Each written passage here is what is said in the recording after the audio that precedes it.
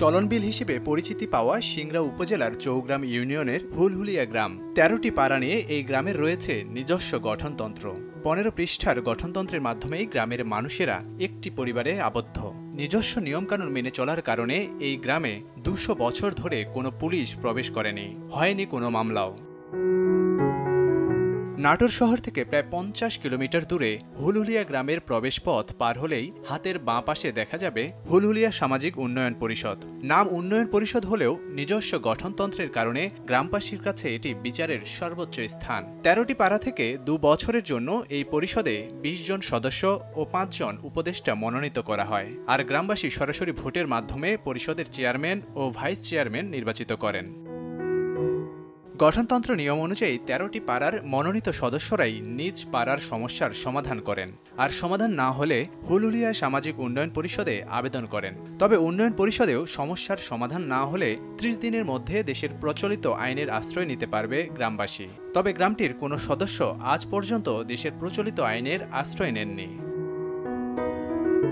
২০০ বছর ধরে সামাজিকভাবে এই গ্রামের মানুষ সকল সমস্যার সমাধান নিজেরাই করছেন। তবে ১৯৪০ সালে মরহুম জালাল উদ্দিন মৃধাকে প্রথম চেয়ারম্যান করে হুলহুলিয়া সামাজিক উন্নয়ন পরিষদের কার্যক্রম শুরু হয়। তখন থেকে নিজস্ব গঠনতন্ত্র অনুযায়ী চলছে এই গ্রাম। এই সমাজে সবকিছু আমাদের মীমাংসা হয়ে যায়। এখানে কোনো ইফটিজিং নাই, বাল্যবিবাহ নাই। এখানে যে সকল ছাত্রছাত্রী আপনার লেখাপড়া আর্থিকভাবে সমস্যা হয়ে থাকে, তারা যদি পড়াশোনা করতে না পারে, আমরা সেই ফাউন্ড থেকে তাদেরকে আমরা ডাক্তার, ইঞ্জিনিয়ার, এমনকি অনেক বড় ঊর্ধ্বতন কর্মকর্তা আমরা এইখান থেকে করেছি। গ্রামে ১০০-র অধিক MBBS ডাক্তার আছেন এবং 200+ BHC ইঞ্জিনিয়ার আছেন এবং 11 জন জাজ এই গ্রামে আছেন। আমাদের গ্রামের যে প্রথম যে একটি কৃতি সন্তান আছেন তিনি হলেন হানিফউদ্দিন মিয়া।